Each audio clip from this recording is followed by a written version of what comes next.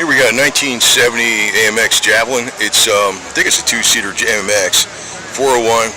That's a damn good motor. And actually, all these motors back then were far underrated due to insurance purposes.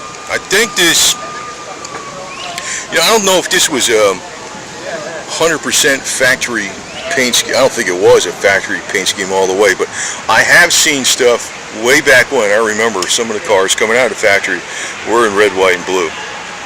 I remember seeing a Hemi Cuda in red, white, and blue from the factory, and I've never seen anything on Wikipedia or on the internet. See, red, white, and blue like that.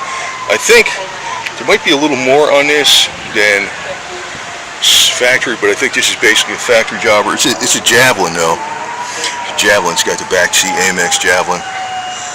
So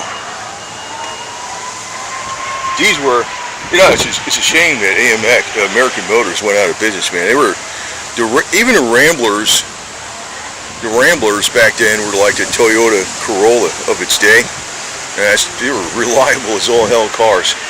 But people just grab onto fads. That's really what with this car, man, they really came in their own. Just the problem was, by the time AMX, American Motors got into the performance scene, they started coming out with all these freaking the 1973 with the 5-mile-an-hour bumpers, the emissions rules were starting to come into play in 71, 72, maybe 73, and they came in late.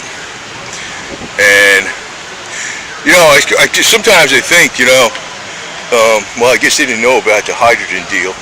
Boy, if they would have freaking knew about that hydrogen assist deal, man, I wonder if they could have just made a lot of these stock. Like when you add that hydrogen HHO, I know it doesn't run, car doesn't run off the water, but it does cut down your emissions. I wonder if you could have met some emission standards without electronics back then with just using that. Nobody knew about that crap back then. It's kind of like a big secret even today.